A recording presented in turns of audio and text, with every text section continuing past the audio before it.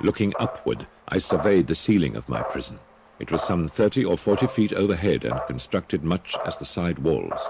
In one of its panels, a very singular figure riveted my whole attention.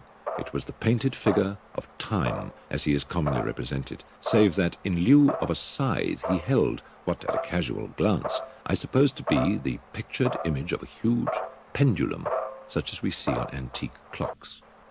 There was something, however, in the appearance of this machine which caused me to regard it more attentively.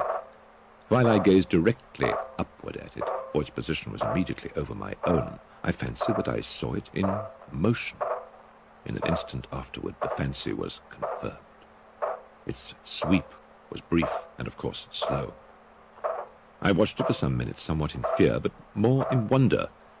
Wearied at length with observing its dull movement, I turned my eyes upon the other objects in the cell. Hell! The netherworld, the infernal regions, the abode of the damned, the place of torment, pandemonium, abandon, Tophet, Gehenna, Naraka, the pit, and the pendulum. The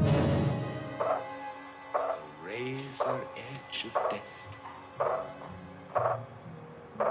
Thus the condition of man, bound on an island from which he can never hope to escape, surrounded by the waiting pit of hell, which must destroy him.